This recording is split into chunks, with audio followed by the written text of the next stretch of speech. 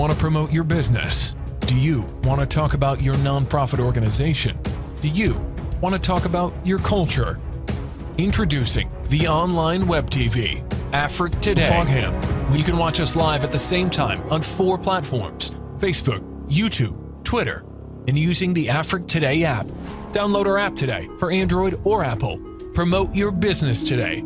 For more information, go to www.afriquetoday.com. Afrique Today, the best of digital TV.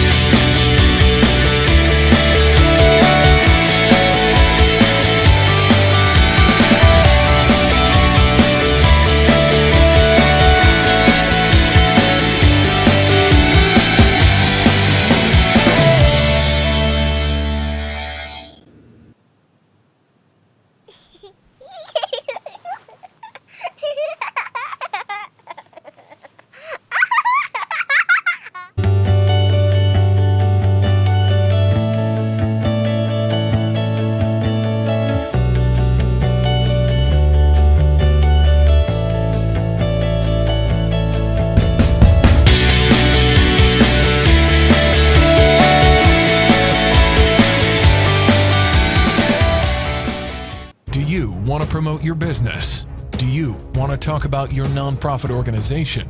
Do you want to talk about your culture? Introducing the online web TV, Afrique Today, Fogham, where you can watch us live at the same time on 4 platforms: Facebook, YouTube, Twitter, and using the Afrique Today app. Download our app today for Android or Apple. Promote your business today. For more information, go to www.afriquetoday.com. Afrique Today, the best of digital TV.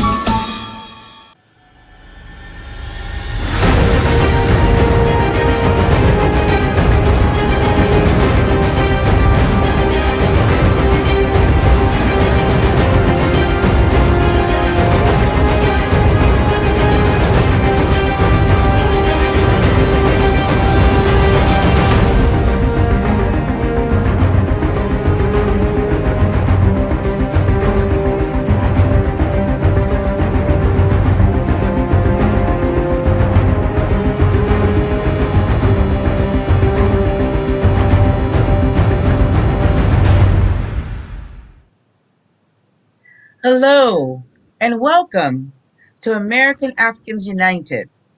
And we want to thank our host, Alan Pierre with Afrique Today for hosting us live today. And hi, I'm your host, Dr. Yvette Butler Yaboa, with my co-host. The Invisible Man. And I want to give a One shout out to the people in China. Ni hao.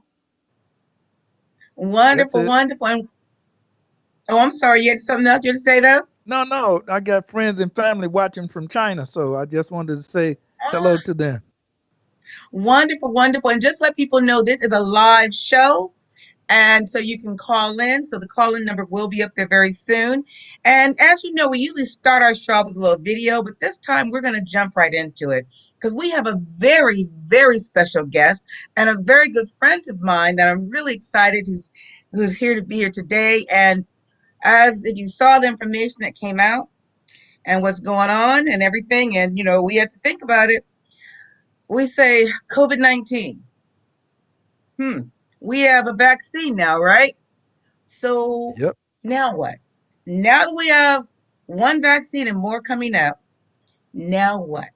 So my special guest today is someone who's on the front line, someone who's here, who's been treating from the very beginning, way before they even said COVID-19 was here in the United States. He saw some of the very first patients here in the state of Maryland. And so I'd like to introduce you to our guest today and a very special friend of mine. We have Dr. John Mcneil, who is an infectious disease specialist in Silver Spring, Maryland. He has over 31 years of experience in the medical field. He's a graduate of Howard University College of School of Medicine and also Howard University undergraduate. He's affiliated with several hospitals here in the area, name some Holy Cross, MedStar Medical Center. And one thing people don't know about Dr. Mcneil, he's also a very good friend of mine. We practiced together at Howard University in the HIV clinical trials unit. So people don't know this young man here has done phase 1 trials with AZT and some of the antiretrovirals for HIV for many years. So you can imagine the experience that he has and the knowledge that he comes with as far as clinical trials are concerned, and as well as a practicing infectious disease specialist looking and treating patients today with COVID-19. Dr. Mcneil, thank you so much for the show and coming on our show. And as I said, sometimes I might drop out and say John because he's been a friend of mine for over 20 plus years. And I want to thank you again and welcome to our show today. Can you tell us a little bit about yourself? Oh, well, thank you for having me and thank you for inviting me to the show. As Dr. Butler said, we actually go back a very long way. And as she said, I'm a graduate of Howard University College of Medicine. I was actually after that on faculty there for about 11 years, where I did do clinical trials and teaching. As since then, I've actually been in private practice. Private practice, really just taking care of patients with infectious diseases as a general infectious diseases specialist. Um, I have been involved, more recently, in the care of patients, with COVID. That has been a challenge. It was especially challenging very early on in the first few months when the wave really hit the Montgomery County community here in Maryland. At that time, we were really inundated with large amounts of patients. We would see anywhere sometimes 35 to 40 patients, in a day. My role as an infectious diseases clinician is very different to, let's say, a nurse. A nurse spends time with the patients. In fact, the entire shift is spent with the patients. We go and we make recommendations, from one patient to the other. And then, so it's a very transient, very quick interaction. You do develop a relationship as much as you can with the patient. But as you know, with this infection, the challenge is really these patients are quite isolated. They spend, a lot of time, most of the time, alone. Their families are not able to see them. So, we become their families while they are, in the hospital. Again, my role was really just seeing them and making recommendations and, providing their care from a medical standpoint.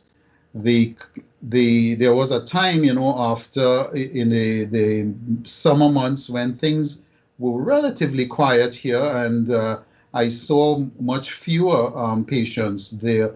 But the way things have picked up, over the last month, and we are back to seeing as many as 25 to 35 patients a day.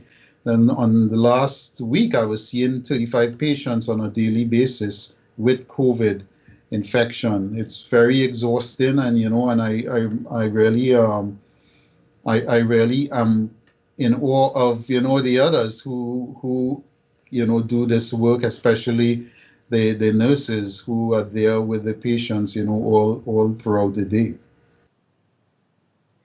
Yeah, because I know it's probably very trying. Can you tell us a little bit about the differences now that you're seeing with this pandemic and crisis in healthcare versus when the first patients that you saw with HIV? And what are some of the differences and similarities with the viruses? Well, like with anything, the initial part is quite very it's quite similar. You know, with the where we are, it's an unknown. Many people are scared. Many people, especially patients who are ill, they come in Mhm. and they are faced with something that they see actually no cure for. This HIV was something that was in the well, initially we didn't even know how it was transmitted. That's a very very early part. Just like with this virus, when we were people were we were looking at things that were using things like hydroxychloroquine, for example. I remember in the initial part of this pandemic, we were it I felt so actually you didn't know what you were doing. We were just giving patients medications. You were seeing them dying. It was a scary thing. And that's how I remember, the early part of HIV treatment being. Yeah, because I remember those days when, since I'm not out there now doing looking at the COVID and on the front line like you are now, and we were on the front line with HIV, it was a very scary time. And unfortunately, we're here again with something very similar. Now, let me ask a question, and I want to remind everyone that you can call in. So the call-in number will be up, so you can call and ask questions, because this is your chance to ask a doctor who's on the front line of COVID-19, as well as looking at what we said. We have a vaccine out now, and another one coming down the pipeline, and probably many more to come. And so now what? So could you tell us a little bit more about, now that we have a vaccine, now what? And how curative? Because a lot of people are thinking this vaccine is a cure. Is this vaccine a cure for COVID-19? Well, I mean, it's really the answer is we don't know. Okay, we really don't know what the long term, response will be to the vaccine. We are hopeful. We know that for patients who received the vaccine, they have had very good immune responses, producing high amount of antibodies. And hopefully those antibodies will be helpful in protecting people from getting the virus and getting ill. However, there are some unknown questions. One is, for example, is how long will these antibodies last? Will it provide lifelong immunity like you get with the measles vaccine, or will it be more similar to like the flu vaccine, where we have to do it every year? These are questions, that we actually don't know. I wouldn't say I can't call it a cure, It's really more of a preventative modality where we are trying to prevent individuals or prevent ourselves from getting the infection. I think it is important, it's an important thing for everyone to actually get the vaccine. The difference again with this and with HIVs. This is a pandemic affecting with a high communicable type of rate. So we are all at high risk. Now, since you said that, I would like my wonderful co-host, Invisible Man. Could you tell some of the today's numbers that we have right now, and just so that the audience can get an idea of what some of the Sure. numbers are just today, just here in the United States? Yes, ma'am. The total cases of people who have tested positive are 17,842,543, with 208,870 of that being very new. And unfortunately, the deaths as of this moment are 320,380, and that's plus 2,329 new deaths. Yes, ma'am. Now, those new deaths that people heard, those are just from today, and we're only at about 7 o'clock. So, once they're recorded by the end of the day, we're probably going to be in the 3,000s once again for this time. Now, can you tell us a little bit about why was there such a difference in the summer months versus our winter months? Could you give everyone a little bit of information on that? And could you tell us how is this connected with the flu, and what are some of the differences as well? Well, this time of year is when we are really susceptible to upper respiratory, viral infections. The one simple thing is it's colder. Many people they congregate more indoors, so we are therefore in an environment where if you have something, it's easier to pass it on to others.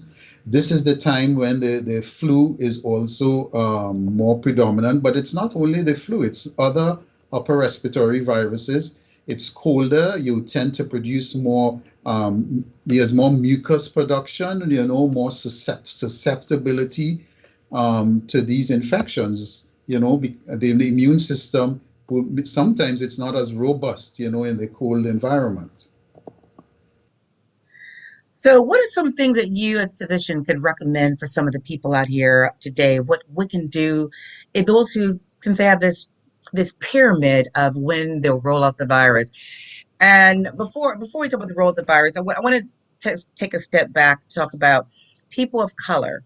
The reason why we're at such a higher rate of infection, and looking at what has happened with individuals of color with different diseases like this. Well, in terms of why people, I'll be honest, there's an issue of systemic racism in the healthcare system. People do not have access, to healthcare. It's not something that is a secret. I think with this COVID virus, what it actually unmasked and it to reveal this to sometimes some of the larger population. These numbers, these deaths, the things that we can do, even in the face of having this vaccine, we still need to do preventative things. We need to, wear masks. People need to wear masks. People need to, keep, a good distance from each other, wash hands. These things shouldn't stop, even for people who have received the vaccine. Okay, it's simple. It's really not something that is, it's something where if you have compassion, for your fellow man, you will take these responsibilities. There are some countries who they may not even need the vaccine may not be even that needed, and that's because they are doing these things in a responsible way. Wearing masks, keeping not congregating in large groups, washing your hands. These are the simple things that are very important and should not and should and we should not disregard them just because there is a vaccine. The vaccine is not a cure. It's just one other modality in terms of prevention. And I'm glad you say that it's not a cure, because if you listen to all the media that's out here now, and the way they every time I'm watching TV, I get so upset because I hear, when we get over this, when we get through this, the vaccine's now here. So, and that's what they're all saying now. So people, especially young people, are thinking this vaccine is going to be a way that they can get out there, live, and start doing the things, living normally as they consider normacy. So, what can you say to some of these folks? Because just because there's a vaccine, what now with our everyday life? Well, just as I said, the vaccine, we don't know what the long-term protection will be. We are hoping it's a lifelong protection. It may not be, so we're still going to have to do things that are responsible, to try to live a life where we not only protect ourselves, but protect others in wearing masks, self-distancing, things like that. But the vaccine is, again, it is just one part of a preventative program, that includes wearing masks, washing your hands, not gathering in large numbers, being responsible, thinking about your neighbors, thinking about your family. These are things that we have to do. And that is probably why you're seeing some of the numbers in your last question being different from summer to now. Some people are just disregarding it. There's a lot of false information out there that this is not real. This is very real. I wish I could grab some people off the street and take them for a tour of the Yeah. ICU. Then they'll see if what's real and what's not real. Yes, and I've actually had the opportunity, but the thing that it's getting me now with what's happening and what people are saying, that once you get the vaccine, it's okay to be out there again. And I really want to hit home with folks out there in the audience today that that's not the case. The vaccine is not going to be, and this is what I hear you saying, the vaccine is just another prevention method and modality, but we still have to practice the social distancing, the hand washing, and things that we should be doing anyway. But we won't be at there. There is no normacy again. I don't see normacy. Do you see what people call normacy again? I think we have to learn to live with the virus. What are your thoughts on that? Oh, I agree. I mean, this is this as you said, the vaccine is just one modality in prevention. We need to live in a way there, that again, we don't know what the long term benefits. Will it be a lifelong thing in terms of protection? So I agree with you 100%. This is the new normal living is being concerned about how we social distance, and how we wash our hands and wearing masks. This is going to continue for some time, even after we use we have vaccinated people. I'd like Yeah. to Mhm. say a word. The thing that we're talking about now is common sense health precautions to keep from getting the virus. And so you say to thoroughly wash your hands, use hand sanitizer, and I'm looking at the CDC recommends avoid touching your eyes, nose, and mouth, and clean and disinfect frequently touched surfaces. So is all of this still relevant, sir? Yes, it is. Of course, yes, it is. It is quite relevant. And we need to continue doing this even throughout the period where we vaccinate, the population. Okay, thank you, Yeah, thank Dr. you for that. Buck. And one thing that I wanted to say is, it seems to me that I was listening to someone last night, on one of the newscasts, and there was a physician online talking about how frequently do we need to get this? And they were saying that this should be an annual shot, just like the flu, but annually getting 2 shots every year. And and making this more like a flu vaccine. What are your thoughts on that? Because for me, that looks like, of course, now they're paying for the vaccine, but if it's going to be an every annual event that people have to do, then we're just learning to live with this, and it's really a financial piece that is tied into there. So could you kind of talk about the financial and political piece that is really tied in with COVID-19? Well, I mean, I don't think we know whether we really have to do this on a yearly basis. It may be so. I think, once everyone is vaccinated and we see what the outcome is, then we'll be able to answer that question. In terms of the financial and political piece, I mean, I actually the important thing there is those questions really must be looked at in terms of the access to care, because there will always be people who can, Yes. regardless of the cost, can pay for it, but this infection was really, it really overwhelmed the people who couldn't afford it, who cannot afford, large healthcare bills, people who without insurance, so if, I mean, that is something that if it is a yearly vaccine, those things going to have to be on the forefront for for minority communities, because those were the communities that are hardest hit with this virus, and they are the ones who are going to need the preventative modalities, as much as or more so than other parts of the population. So if this is a yearly thing, it's gonna really affect us again down the road. And I'm just so concerned how, because when you look at other countries that have shut down almost, I mean, completely shut down, where they have the restricted movement immediately, and then we've seen a decline, a major decline. And there's some countries that are out there, like New Zealand, for example, they're out hugging and kissing again. And so, these are countries who did not have the vaccine, who just did some of the things that you're saying, and the virus.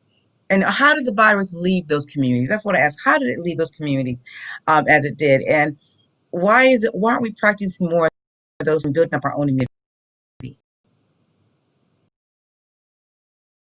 Well, it's I think, simple. okay. Those communities, those countries had leadership. They had leadership.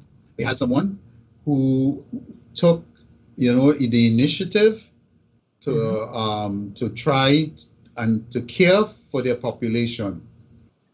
This is, and that's something that, I'll be honest, we didn't have. Okay. Um, are you there? Yes, I can hear you. Can you I hear hear me? you. My computer is frozen. Yes, so that's what they had. Okay. The way we handle this virus in this country, it's like the house is on fire, and the father figure in the house, you know, says, you know what? You guys call 911. I'm going to go and play some golf. You're on your own. That's how I look at this. That's the difference.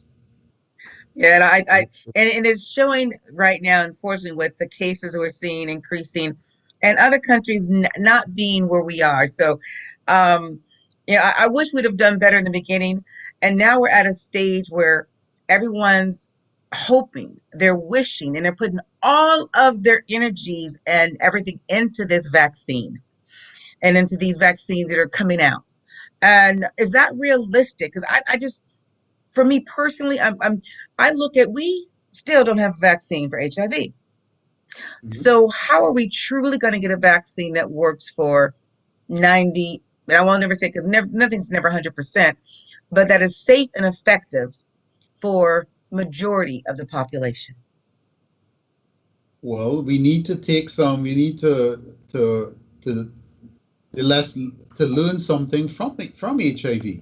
In fact, as we developed antiretrovirals that actually changed how people live with HIV, we still need to practice, safe sex, for example, in HIV. We still need to do those things. And even if tomorrow we were to develop a cure for HIV, we still need to, to use those things, use condoms. We still need to practice, as I said, safe sex. We still need to, be checking, not sharing needles and things like that. So it's the same principle. When even as we develop a vaccine, we still need to be, social distancing, we washing hands. If tomorrow we all, this virus was to disappear, we need to be cognizant that this is a lesson in terms of emerging infections. This, tomorrow it could be another infection. It could be a deadly flu pandemic. This is something, when you look at history, it's a recurrent thing. The difference is now is that we have technology where we could develop, a vaccine in a year. That's great, but we must still practice, the entire process of prevention. Speaking Well, of that, let me just say this real quick. I did not know that you had to wash your hands for a maximum of 20 seconds until the pandemic. Why was this not general knowledge to people? Well,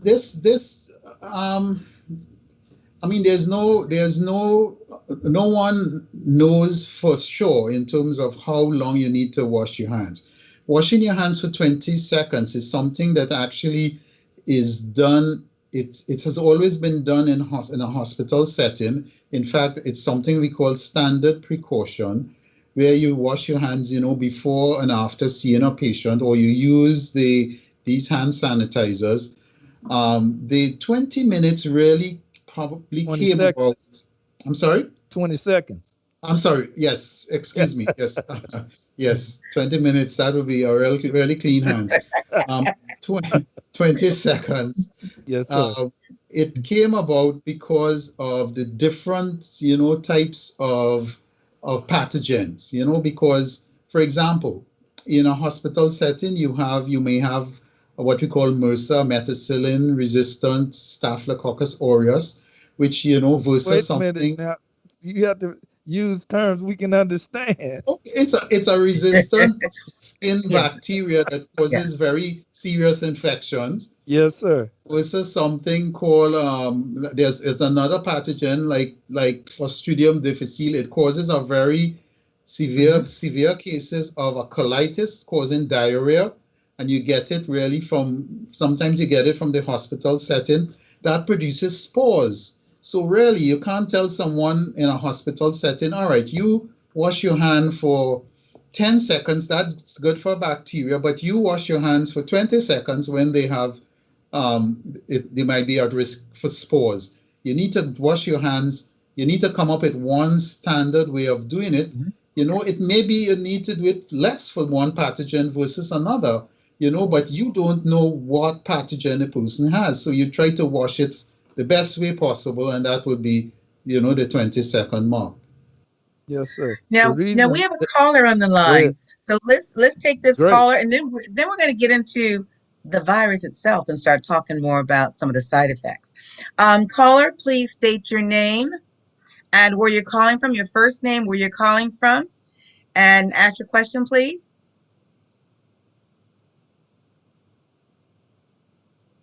Caller, are you there?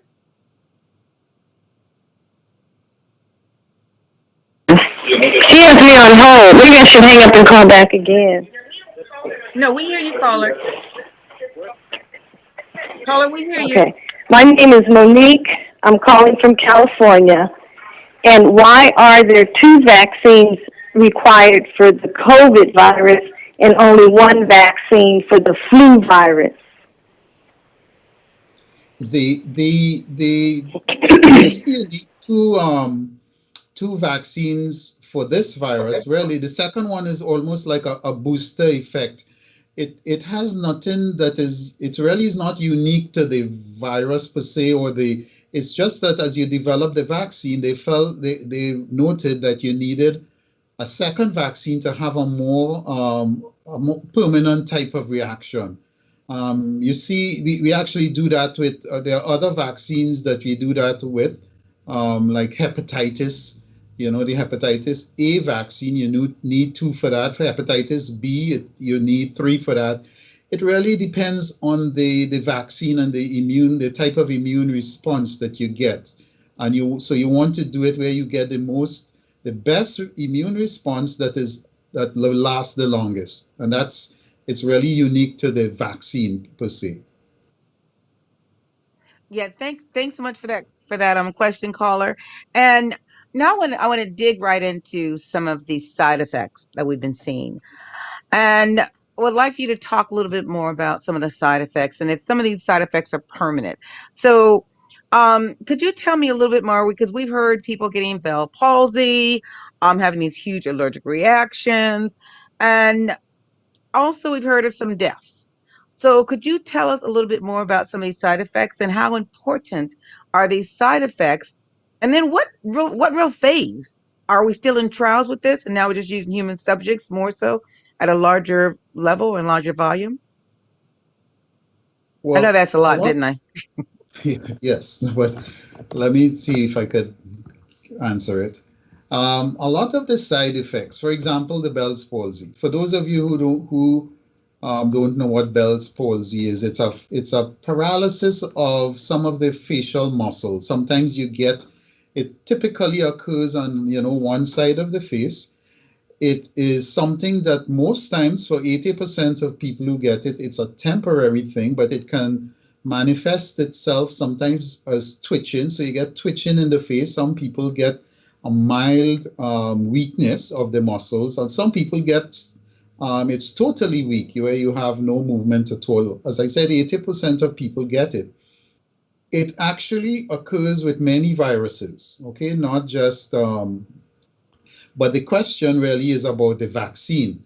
There have been some cases associated, well, not associated with the vaccine, but occurred in people who have had a vaccine, and they have actually not determined a direct link between the vaccine and the Bell's palsy. All right.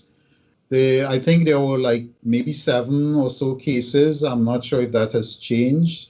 But when you look at that in terms of the numbers of people who have had the vaccine, it is actually equivalent to the numbers of people who you expect to get Bell's palsy. Bell's palsy occurs in about 15 to 30 people per 100,000. And when you look at these studies, that's probably equivalent to the proportion of people who got the Bell's palsy. So they still haven't formed a direct link to the vaccine. The vaccine, the Bell's palsy actually has occurred in COVID, in the people who got COVID virus, in a much higher percentage. But as I said, it occurs in many viral infections. And in the COVID-19 infection, there are a lot of neurological manifestations. You can get an encephalopathy. Some people, there are many neurological manifestations, and the Bell's palsy is just one of them. In terms of some of the other side effects, I mean, people have found that there is a fever that you can get. You get that in a lot of vaccinations as you mount an immune response. The immune response is where you're producing antibodies so that it will protect you from the virus. Some deaths were also identified in some of the studies, and again, that there is no direct link to the vaccine with those deaths. Again, those are things that are still being evaluated. This is this at the stage in terms of which this vaccine is now. It's where we are. I mean, there are different phases of a study. Like the initial phase where you might do it in, you look for it in animals, and then as the stages progress, you look for side effects. And then as you go to a higher stage, you look for efficacy. That stage, that's where you go to like a stage 2, stage 3, where you start to look at efficacy. And that's what was done, where there was some efficacy looking at the antibody response. We are still, between those stages as we go to stage like 3 to stage 4, where it's now being done, like in the general population. We are still looking at efficacy when there are still the possibility of side effects. This has only been done, for a short period, so we have to look at long-term side effects. And that's where, again, people like myself, come in. We're supposed to monitor our patients properly, and and report these things. Report these things so that it can be looked at, and it can be the direct link can be determined. Now, is your clinic going to be involved in some of those trials, just looking at some of the outcomes and the efficacy of this vaccine? Are you involved in some of those, and when will it be rolled out to I know it's at your stage now, but when is it going to be rolled out to the hospitals that you're working with now? Well, I am actually not involved in the clinical trials. When you are in the first part of our discussion, I was telling you how many patients we had to see per day, and we actually have given up doing clinical trials because we are so busy with the direct care of patients. Um, the the vaccine actually has been it is available actually at the hospitals. Where the frontline providers are receiving it. I'm actually supposed to get mine tomorrow. Um, so it is available, but there is an opportunity, as even as we give these vaccines, to the general population. It's still, a time when we have to look at the side effects, look at the efficacy of how, of the vaccine. Can I just interject something? Yes, As both of you are doctors and I'm invisible and you're talking about efficacy, I'm saying, what does it mean? So in pharmacology, if it's not funny, this is serious business. I'm trying to follow the discussion.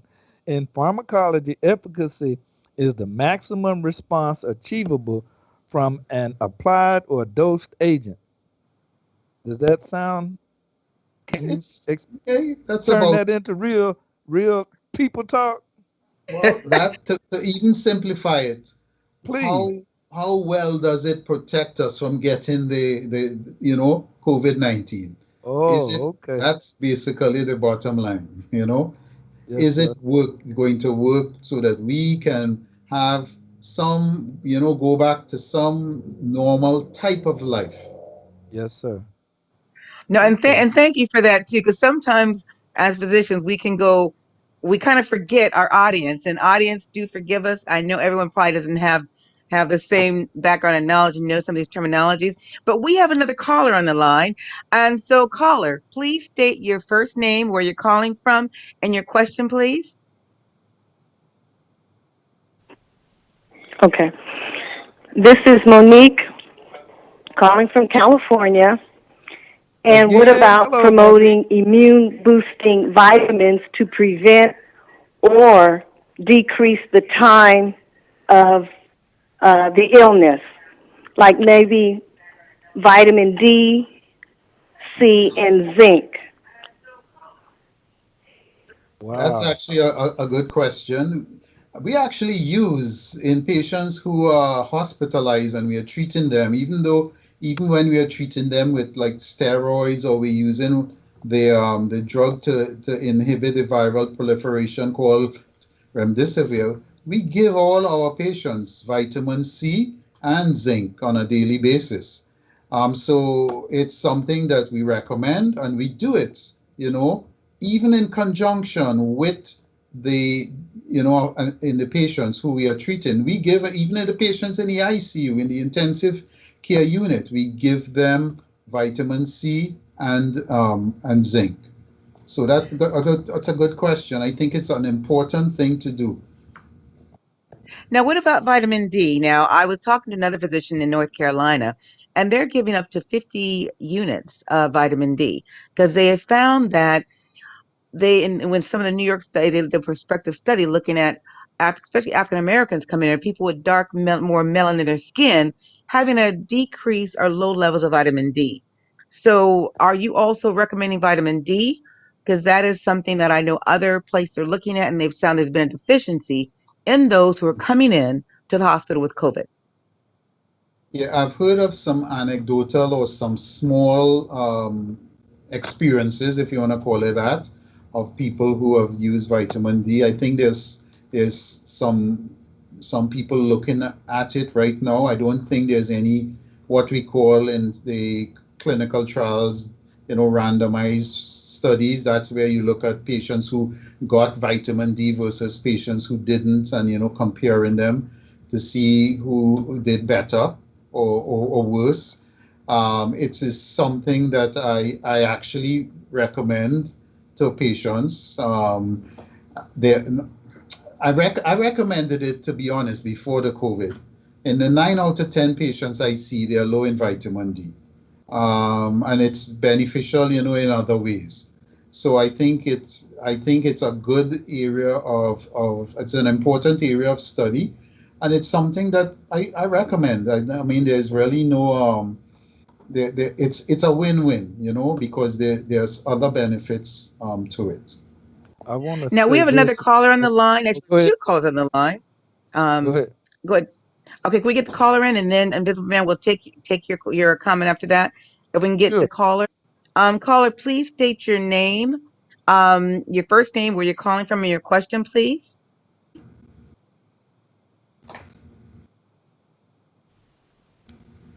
Hello, this is Leonard. I'm calling from Silver Spring, Maryland. Please, Dr. Mcneil, talk to us about what you're seeing in your practice regarding the best therapeutics that you're having the most success with in terms of those patients that do recover. Okay. Good question, and actually an important question, and it made me I can highlight something else with it also. This virus, especially in patients who do get sick, most people don't get really severely ill, but in the 5% of people who do, about especially those who are hospitalized, okay, there's anywhere from about another 5% of those people who are hospitalized, anywhere from 5 to 38% of them actually may die from this infection, depending on where you are. And what we have found is that it's a virus that most people who actually die from it, they die from what we call a viral sepsis. Okay, and that is the virus. It causes a proliferation of, or sometimes a pro and anti, what they call inflammatory response in the person's body. That causes them to produce what they call the medical term is like fibrin degradation products. It can lead to something called coagulopathy, and the bottom line for that means is you are more prone to like blood clotting. You get blood clots, you can get strokes, you can get emboli or blood clots to the lungs. So, and it causes you to produce, your body produces what they call your body causes the inflammatory process. The virus causes your body to mount a huge inflammatory response, producing a lot of what we call cytokines, and they are just chemicals from the inflammatory system. So when we treat patients, in terms of getting back to the question, what are the treatments that we use that have been effective? The one treatment is steroids. We actually use something called the steroid called dexamethasone, and we use it relatively early in patients who are showing some level of what we call hypoxemia. That means they are short of breath, and we need to give them supplemental oxygen. All right, so those, and the reason why, and what we have found in the first 38 days, it actually reduces the mortality or the number of people who die. That treatment alone improves mortality. And the reason why, it's because you remember, as I said, it's a septic response, and your body produces antibodies trying, these are proteins or chemicals trying to suppress or kill the virus. Your immune system does that. What is interesting is that our body also produces a stress response where we produce like cortisol, or the hormone, a stress hormone produced by what in our in right, we have these glands called adrenal glands. What is interesting is that there's a hormone that stimulates these glands to produce this stress hormone. It's called, the fancy name, it's an abbreviation. We call it ACTH, and our body produces that. But that ACTH, it's made up of something called amino acid, or the components are amino acid components, but they are the similar amino acids to the amino acids in the virus. So when our body produces these chemicals to kill the virus, it also suppresses this immune response, this stress response, because it suppresses it. Also, the antibodies also attack the ACTH. So it's almost like an autoimmune response.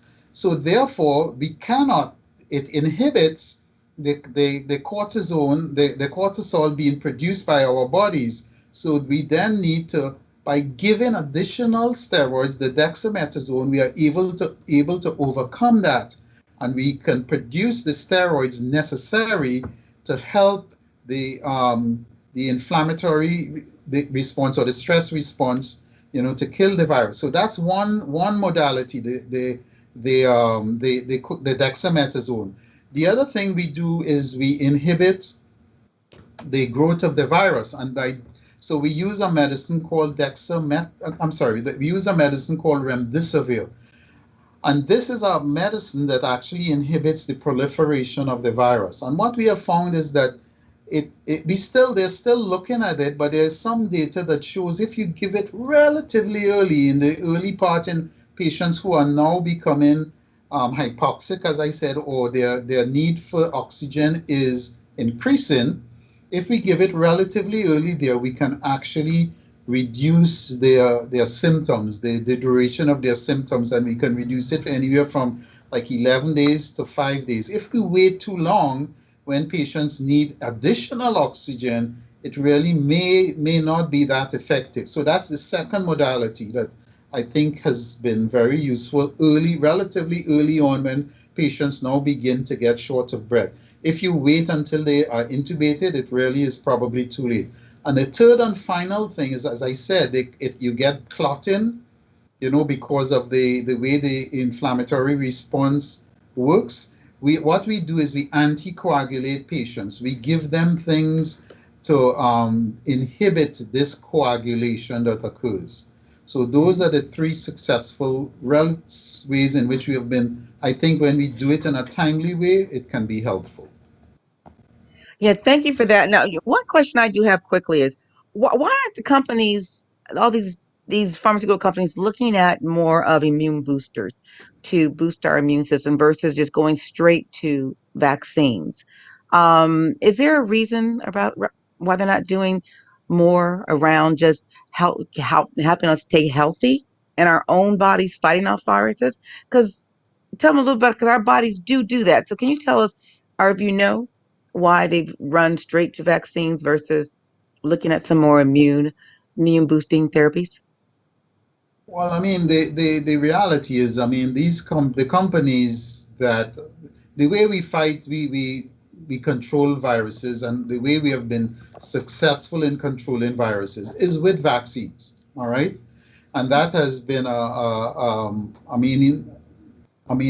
that has actually changed increase the mortality. I'm sorry, it has decreased the mortality rate. People live longer and vaccines actually have contributed to that. I know there are a lot of people who are against vaccines, but vaccines have played a large part in improving the quality of life and decreasing some diseases that really were detrimental to our success and longevity.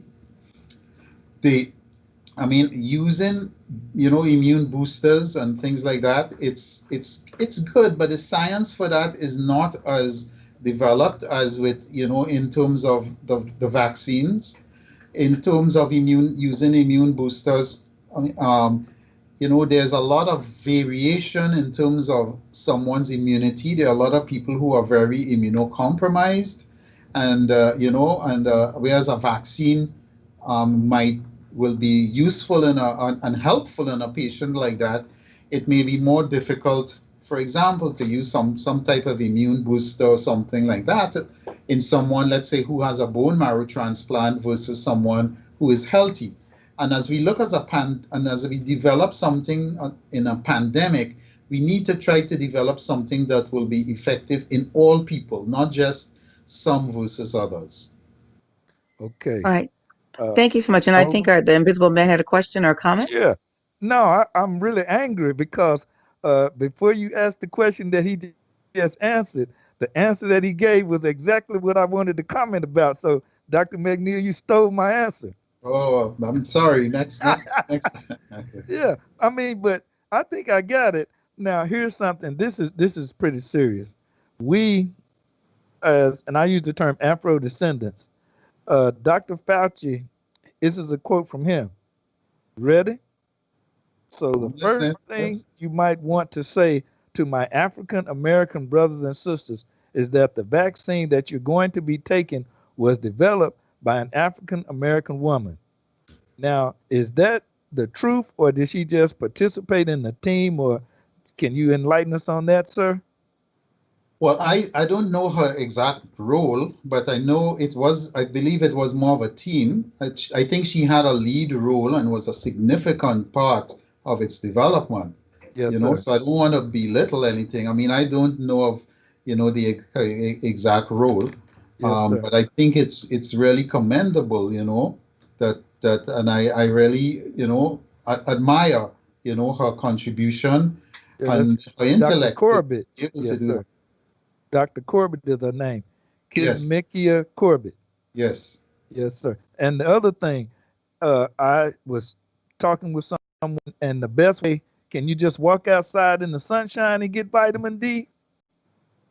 Well, you get some. You get some. Yes. Not Yes. enough? Not enough Yes, to mount to some. anything? Yes, it does. It's important. It's important to Okay. be in the sunlight, All be right. And the outdoors. final But comment, now we're going to we're these talking, into one of my. Can we get go ahead. one of our last callers in really quickly so that Sure. Sure. I want Yes, to give them ma'am. the Go ahead. opportunity. We have one more caller. So caller, please state your name, where you're calling from, and your question, please.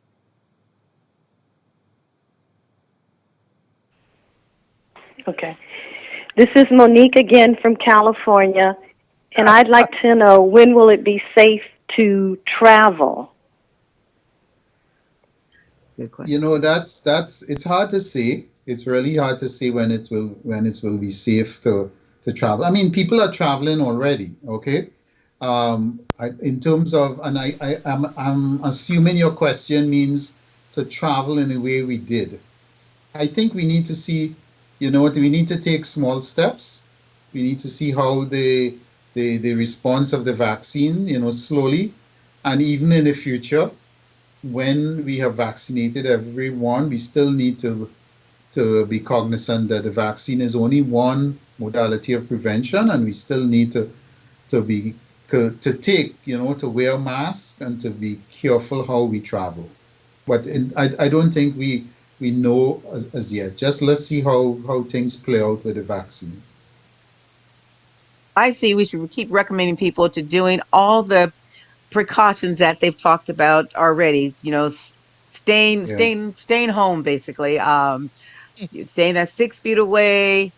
Basically washing your hands, doing those things. But as we know, and these are the last few comments, as African Americans and people of color, as we will look at vaccines and what has happened historically in the past amongst are, people who look like us, is that, and I want to just really highlight one, and that's on Tuskegee, is which everybody knows, but there's many, many different research trials that they've utilized people of color, and it had a negative impact on us. So how can we as individuals, and how could you as a physician really talk and tell someone about why they should take this virus, or take this vaccine, and Mhm. really,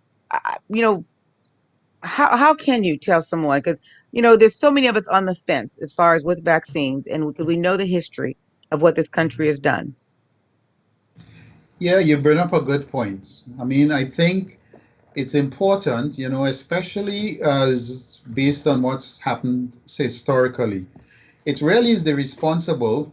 One part of that, the one answer is it is important for people like me, for people like you, for people who look like our patients. We need to be advocates, and we need to, for them, we need to protect them in terms of knowing, excuse me, um, you know, uh, no, it's not just giving vaccines and you're gone. It's trying to be advocates, trying to make sure that they have good access to care if there are any bad effects from the vaccine.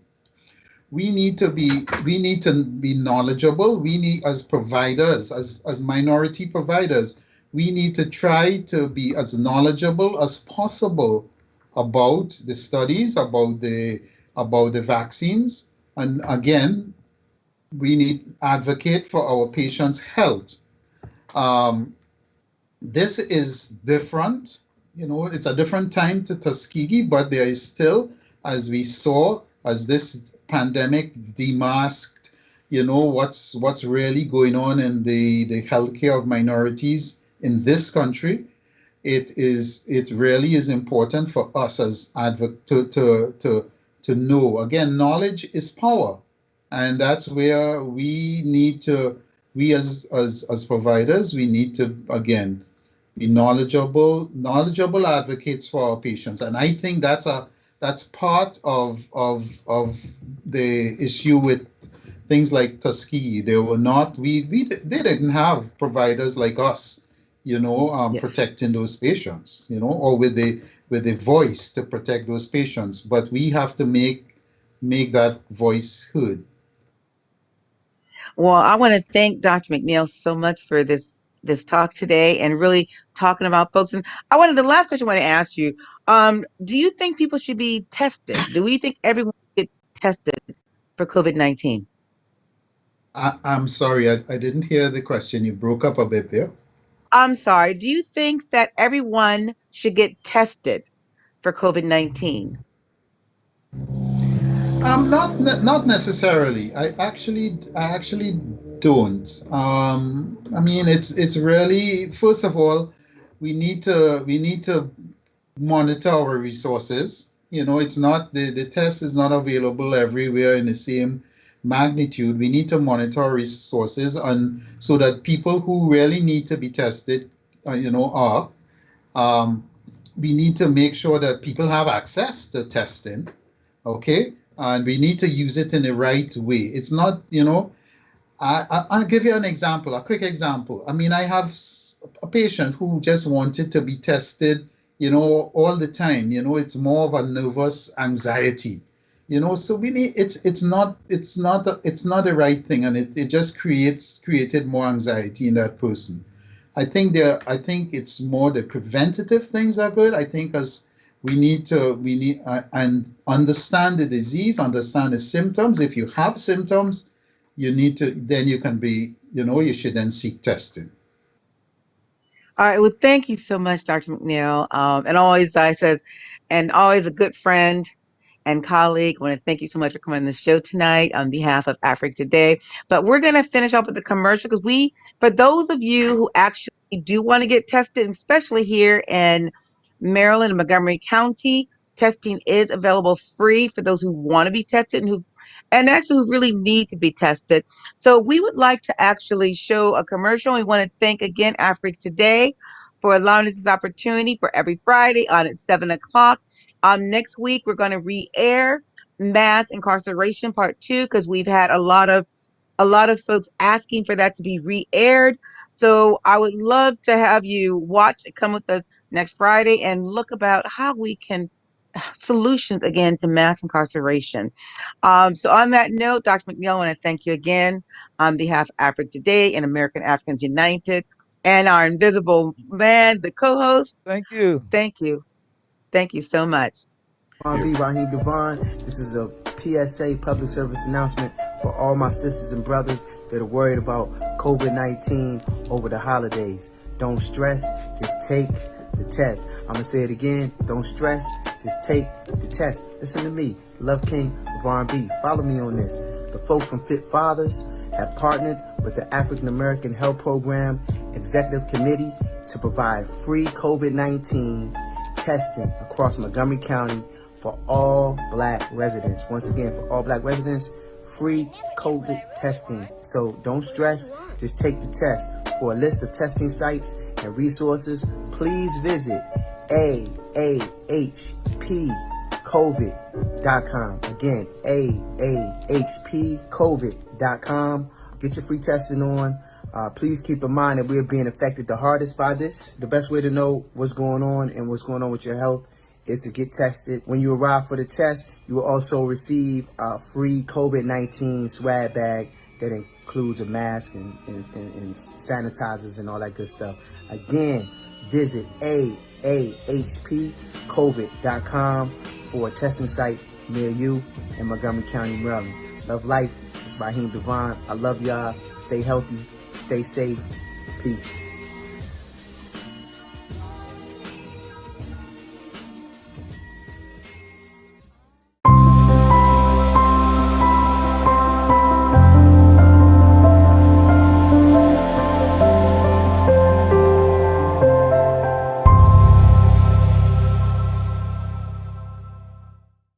Do you want to promote your business? Do you want to talk about your nonprofit organization? Do you want to talk about your culture? Introducing the online web TV, Afrique Today. Fogham. You can watch us live at the same time on 4 platforms: Facebook, YouTube, Twitter, and using the Afrique Today app. Download our app today for Android or Apple. Promote your business today. For more information, go to www.afriquetoday.com. Afrique Today, the best of digital TV.